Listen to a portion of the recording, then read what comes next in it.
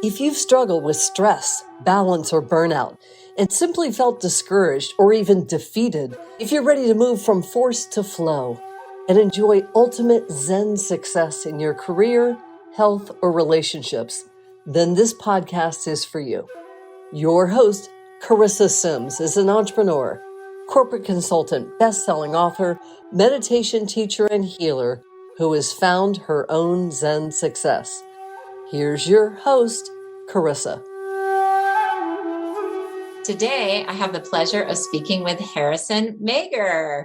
He is a Czech certified holistic health practitioner and heart-centered personal coach from Australia. And I met him on Clubhouse months ago. It seems like an eternity. Seems like a year ago. And I was so impressed by the way he connects with others on such a deep level that I just had to interview him. So I asked him to come on my show, You Inspired, and we're finally here for his date. I'm excited. His passion is holding loving space. In fact, that's the name of his club on Clubhouse, Holding Space.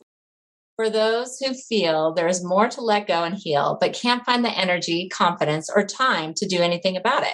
Reclaim lasting holistic health and become a cosmic antenna of self-love. So he does this through an approach that is made up of holistic, wholesome, functional, and ancestral view to get to the root problem: mindset, emotions, movement, nutrition, sleep, recovery, spiritual reconnection, on the road back to inner connection, acceptance, abundance, and unconditional love. Welcome, Harrison. Oh, Charissa, I'm so excited. I mean, the energy and the anticipation and the gratitude in me for having me on this platform is immense. So thank you. I'm excited for this chat. Oh, amazing. We're going to dive deep into who you are and your journey and hopefully get some depth for our audience. Tell me a little bit about yourself and where you grew up and where are you calling from right now? So I'm in Australia. I grew up in Australia. I'm on the east coast of Australia in a small little beachy touristy town called Coffs Harbour. It's on the east coast, about 4 hours south of Brisbane. So a little touristy town, and I'm very lucky. I live across the road from the beach, and I live in this is my little home that's very isolated from the outside world. So, and I do all of my business from this computer. So I'm in a perfect little environment for the things that I do. That's amazing. So you can have your connection to yourself and nature and the beach, and then you have the computer. Okay. So so you grew up there, and what were you like as a child? So I spent half of my childhood and adolescence here. I grew up the first half on a farm south. Canberra is probably a name that people know, the capital city of Australia. I grew up on a farm just outside of it. And as a child, I was very inquisitive. I was very pulled to nature. I grew up with a lot of animals around me. And then when we moved to the beach, I spent a lot of time in the sun, spent a lot of time, I don't know what you call it over there in the US, but I did a lot of surf lifesaving.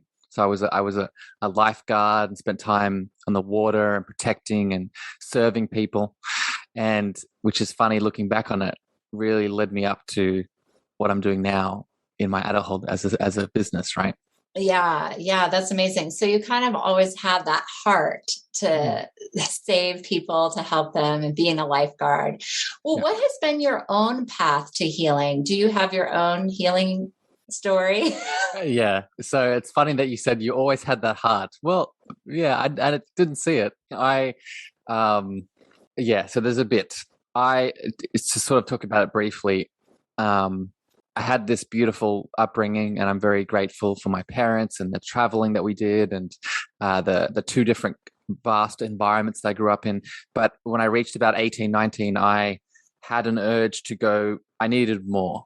Right. I needed to explore. I needed to, quote unquote, go on the hero's journey to find myself a bit more. And I traveled around the world. I studied around the world. I backpacked around the world. I worked, and I this was very intense for a lot of reasons. It was very extreme, a lot of external loves in all of the ways, right? In actual people, like Yeah, like relationships. hooking up with Yeah, other yeah, people. Yeah. yeah, Yeah. So, yeah. I mean, well, you're young. I mean, it's like, that's kind of, I mean, not that it's expected, but I'm Yeah. just giving you some forgiveness there around that, because a lot of people were like that. I was like that. Yeah. And I've reached that stage now. There definitely was a stage of like guilt and shame around it. Yeah. But Yeah. now I see it as I could not be who I am right now if I did not have that intensity so much.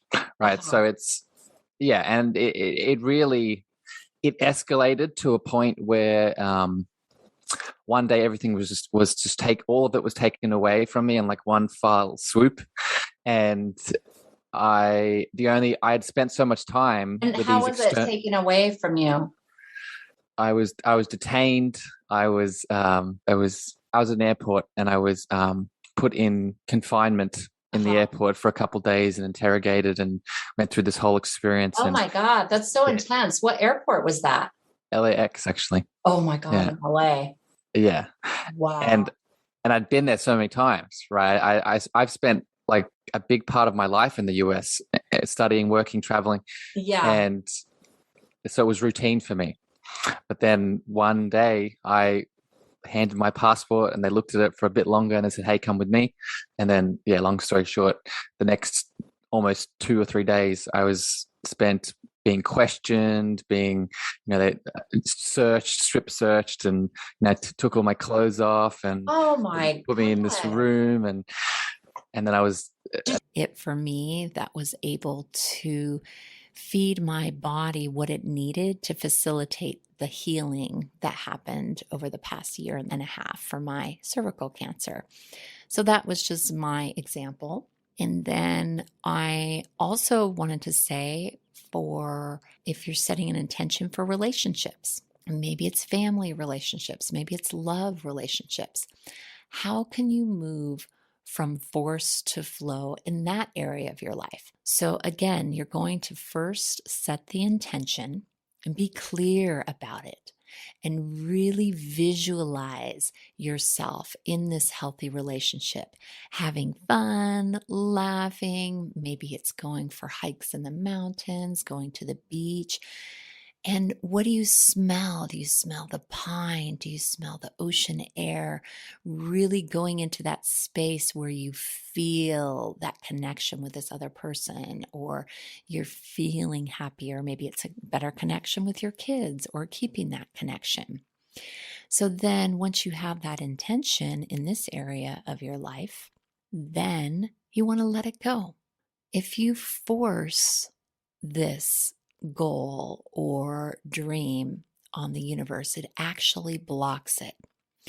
If you keep on being in action where you're pounding the universe, or trying to force a relationship to get better, or find one in and of itself, just finding someone new, then that can block that flow of allowing that person to come into your life. So I thought that was really interesting. And that actually happened to me with my husband. It was only when I had this intention of getting married and having 2 kids and all of this, and it was only when I truly let him go where he felt this release and openness, so that he could choose to come back to me and to be together and to move forward in our relationship and get married and have kids and everything that I had dreamed he had also wanted, but wasn't quite ready at the time we met and started dating. Now, I'm not saying it could be the same person for you. Maybe that's not the right person for you. Maybe there's a new person, or maybe there's someone in your life that is more of a friend that you haven't thought of as a relationship. So the key to manifesting is really relaxing into that energy of allowing, where you just like take a deep breath, you close your eyes and say, I allow this love relationship, this healthy life, this abundance to flow to me easily and effortlessly. So affirmations can help, and tapping on the thymus in between the ribs can help as you say the affirmations. Looking in the mirror can help. And also with relationships, really diving deep into loving yourself, because when you can really embrace that love for yourself, that vibrates out beyond your soul, beyond your space, beyond our wildest dreams. And whoever needs to feel that love can pick up that sensation and come into your life somehow. So that is a really important step if you are looking to manifest a love relationship. And I'm going to be having guests on my show talking about different relationship issues or health issues or abundance. About it is in a healthy way. And it's not that you're striving for something. It's not like you're wanting something. You are just in alignment. And if it happens, you're vibrating at that level, the right person will come in and be your partner in that way for your highest and best good, and not like draining you, right? Totally agree. And that's what I'm excited about, right? That's because now I see it as part of my wholesome holistic journey, right? I see that. And I mean, I think this is probably one of the rooms we might have connected in all the topics that we were talking about, talking about our emotions and our chakras and our energetic centers. Like when you're talking about the sacral, sexual pleasure and sensual pleasure in general is money creation, is business creation, is health creation. That's right. That root chakra. Yeah. It's connected to all of it. Aha. So as you're coming into that, then that space opens up. Okay. And do you want to have a family someday? Do you want to have kids? Like, what are your goals? Yeah. No one's ever asked me that question. Now you have to think about it. So if you'd asked me that 2 or 3 years ago, I would have said no. I would have said, not for me, not in the cards. I don't see it ever happening. Now, I'm open. I have an open. Actually, it's funny that you're asking. I've had the last couple nights. I'm really big into dream work. I do a lot of dream oracling and interpretation for clients. Very cool. Presence. So I did feel deeply connected to these women when I wasn't like distracted by electronics, by my phone, by my computer. Now, I still brought all of these things because I planned on doing things. And I did do one workshop where I was being interviewed, and amazingly, my friend's cell phone worked, her hotspot worked. So I was able to do my class that was the purpose of pain and talking about the gift that pain can have in our lives. So that was interesting, and I wasn't stressed at all. I just let it go, and it all flowed perfectly. Like a minute before, I was able to connect to this Zoom meeting and share my gifts and give healing to the people that needed it. So I thought that was really an example of moving from force to flow. And the river that was there was so healing. So we would hang out in the hot springs, and it was a private tree house. I mean, isn't that amazing? So it was all on the second level and built on this tree. And then the hot springs were below. So we would hang out in the hot springs in the morning and at night. And then we would go to the river to have the cold. And oh my gosh, I was like, that talk about moving outside your comfort zone. I had never done that before. I didn't tell them, but I had never laid down in the river, and it was so invigorating. And this is Colorado, okay? This is cold river coming from the snow and mountains. And there was something so healing about that moving pure water. And it just invigorated me. And so coming from the river and the hot springs where it was so warm and comforting, like just Mother Earth wrapping her arms around you like a blanket. And then coming back to reality, I guess, coming back home, I was just so inspired and like ready, and I was fulfilled. Like my cup was full. Space at the start of this year, right? And also what started this year was I created a Clubhouse account. So it was this beautiful synergy of, hey, I'm getting out into the world. Hey, look at Clubhouse. And also the expansion of my voice, where all these components sort of came together. And now, yeah, it's one of the foundational pillars for how I reach people, how I connect to people, how people start to trust me. Like I don't pay any money for advertising. I just spend time on Clubhouse, and people come to me because they listen to my voice, right? Mm-hmm. Well, and not just your voice, but also the message, the deep, powerful messages that you have. So what are some of the topics that you like to discuss? Ooh, good question. You have your list? No, I do. And it changes, right? Because I've, even in the short amount of time I've spent on there, I've just developed immensely. At the moment, currently, I talk about inner child work. I talk about the chakras, the energetic centers, signs and symptoms, how they display themselves in the body. And then I've really recently just gone all woo-woo into that spiritual world. And I'm doing three woo-woo rooms that are based around entities, soul contracts, and subtle energy.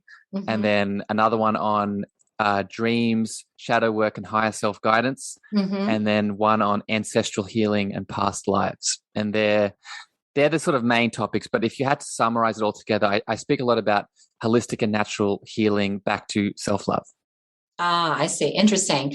I do a lot of that woo-woo stuff, but not all on Clubhouse. So when I work with my private clients, I'm removing entities, contracts, and cutting cords. Cool. Yeah. So removing the blocks to help them move forward. And tomorrow I'm doing an ancestral healing room, and I'm really excited with another psychic. Love it. So yeah. And Clubhouse has been good for me. I'm not leading my own rooms a lot. I'm doing it with another club. And I feel like the connections that I've made there are deeper than friendships. I'll have to say that on this podcast. They are my new friendships, I guess. Yeah, it's again, it's something about the audio nature and what it allows for people to bring to the surface, right? When you meet someone on Clubhouse, usually it's not just two sort of surface level beings talking about their day and weather, right? It's usually two people that are talking, especially in our world, right? If you came into my room, we'd be talking about the relationship with your inner child. We'd be talking about your past life, and that's our first interaction together. Yeah, right. So you can see how the connections that build from that, are definitely a bit different to what you'd meet at the shops or down at the gym. Yeah, that's true. So I want to go deeper into some of the services you offer, how you help your clients. So let's talk about that. So what is the Lucia Light meditation, and what are the benefits? Ooh. So another interesting story, another definitely milestone in my expansion into sort of the work that I do. The Lucia Light is a light frequency technology that you lie under, and it stimulates your pineal gland with different ranges and spectrums and vibrations and frequencies of light.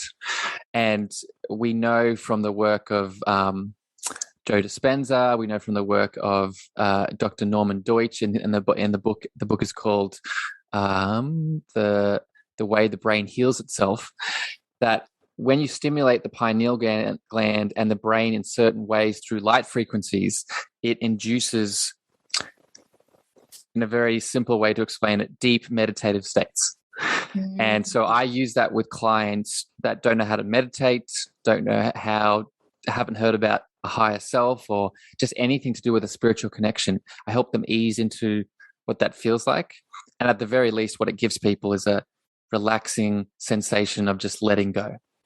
But that's the least. I've had clients that come to me that go on, spiritual journeys. They see ancestors. Wow. They see like different planets. It's very psychedelic in a lot of ways.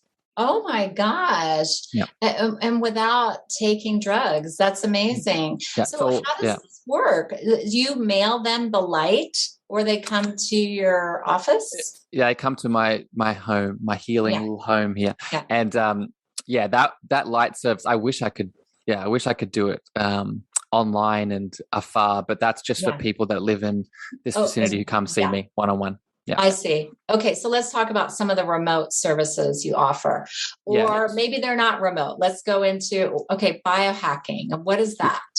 Well, so most of my services now, like 99% of what I do, I'm one-on-one coaching, but I sort of bring everything together. I dislike saying this. If you had to put me in a little category, my niche would be a connection back to self-love.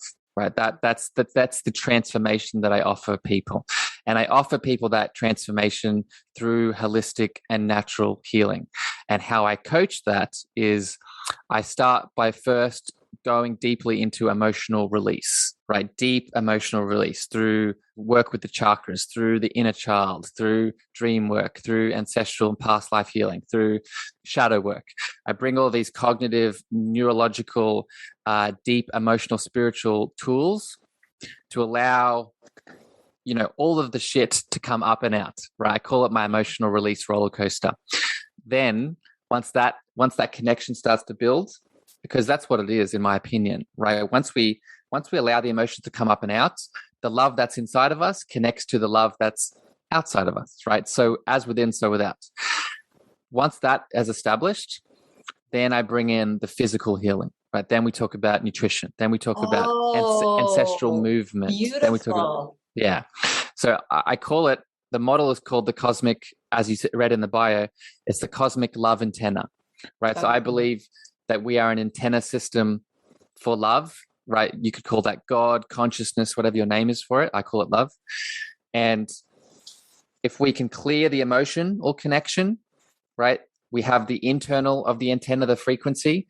Then we want to support the structure, the outside of the antenna with the physical body. So that's sort of it in a nutshell.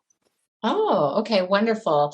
So what does CHEK mean? What is that? Is that an acronym? What does that stand for? So CHEK it's a man. So Mr. Paul CHEK. Yeah. Okay.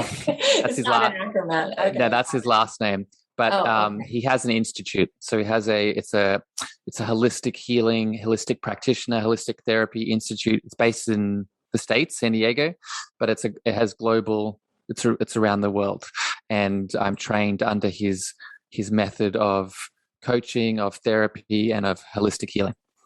Oh, that's amazing. Yeah. And so I really like your approach, how you're very systematic and thinking about, we need to clear these blocks first, and then we'll get into the nutrition and the physical. And then you go into the movement and you're also a personal trainer. Yeah. So I started my journey as a personal trainer.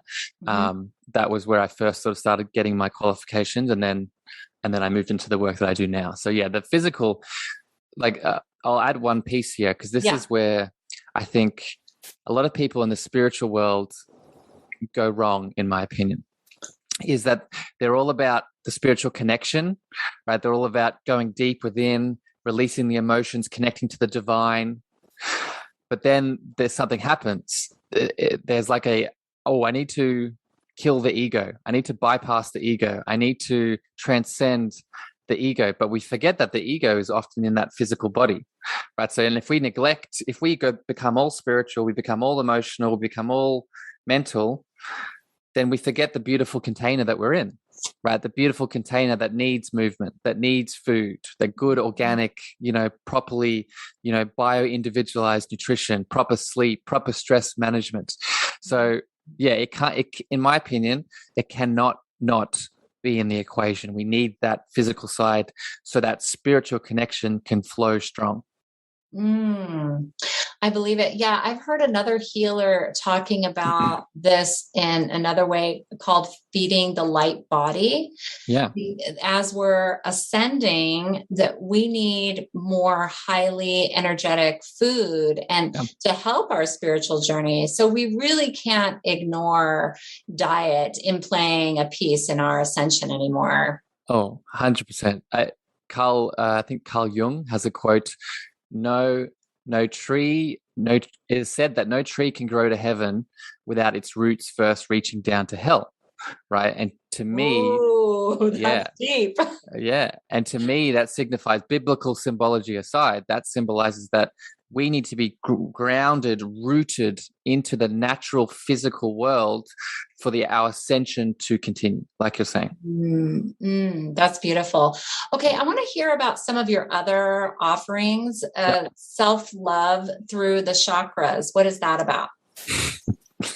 So that aligns to what I was talking about before, about that emotional release. One of the, if you can call it a modality, let's call it a modality. One of the modalities that I use to connect back to that self-love is through the chakras. And the reason I use it is because it's like you said before, it can be really systematic, right? It can help people start feeling into their body, right? So let's give an example. Let's say someone comes to me and they have had a traumatic childhood, or trauma in their childhood. Well, the first place I'm going to go for that is that sacral center, right? It's that sacral, sexual, that creative center. And most of the time, that assault, that sexual abuse, that the guilt, the shame that's connected to it is going to be held in that center. And if I can do a meditation, if I can help that client through a visualization, writing an inner child letter through the sacral center, speaking affirmations, that's going to start releasing the emotion, the energetic resonance around that experience. Oh, wow. That's amazing. So is that like a group class or you individually? Good question. Yeah. I do both. So I do one-on-one coaching with that. And I've now recently, I'm building a self-love tribe. And that's one of the things we do in that tribe too. Oh, that's wonderful. So is that a membership agreement? Is self-love activation tribe? Yeah. So that's it's a 6-month course program tribe. Yeah. Mm-hmm. Yeah. Oh, wonderful. Do you have any testimonials that you want to share from your clients? Yeah. I mean, do you want me to point people to them or talk about them now? You could just talk about one. That's fine. Yeah. So I'll get one up, actually. One of my favorites. Yeah. So if people are interested, my Facebook business account or my Instagram, I have a big series of testimonials and reviews. So this is one of the beautiful souls that came to see me earlier this year as I was transitioning into all of this, and right around, I won't get into her story, but a lot of stuff coming up around money stories with my parents, which is all wonderful. Everybody has their own unique story and pattern. And so for one of my clients, I was able to remove that block, and then we could focus on more creativity. So more creativity came in, which then created the abundance for her. So that's just one example of how we can move from force to flow. Because a lot of times when we have blocks, we're forcing things. We're just like action, action, action, and never taking the time to reflect, to drop in and to figure out, okay, is this really the right way? Because sometimes when you're forcing something, and it's not happening, it might be time to let it go and revisit it another time. Maybe the timing's off. Maybe it's not the right person. So there could be so many different reasons why something isn't manifesting.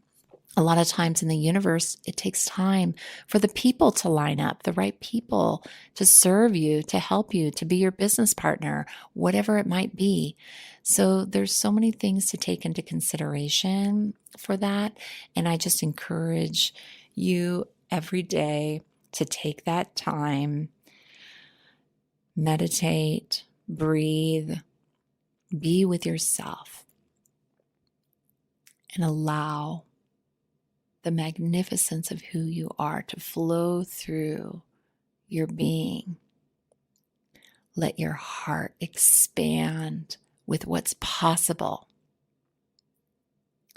And may you move from force to flow and have your own Zen success. Thank you for joining me today. Please go to my website, zensuccesspodcast.com, and provide any feedback. I'd love to hear from you. Feel free to ask any questions there and sign up for my free gift and enter to win a VIP experience with me. Namaste. That's it for today's episode of Zen Success. Head on over to iTunes, Google Play, Spotify, or wherever you listen to podcasts. Subscribe to the show and share with friends. One lucky listener who submits a review will win a chance in the grand prize drawing for a priceless VIP experience and gifts with Charissa herself. Be sure to head on over to ZenSuccessPodcast.com and pick up a copy of Charissa's free gift to help you on your Zen success journey. And join us on the next episode. Share with friends and increase your chances to win.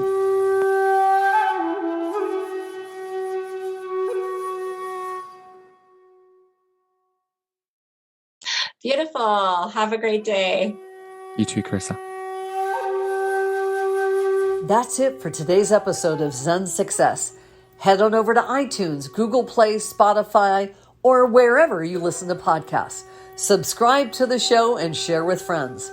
One lucky listener who submits a review will win a chance in the grand prize drawing for a priceless VIP experience and gifts with Charissa herself.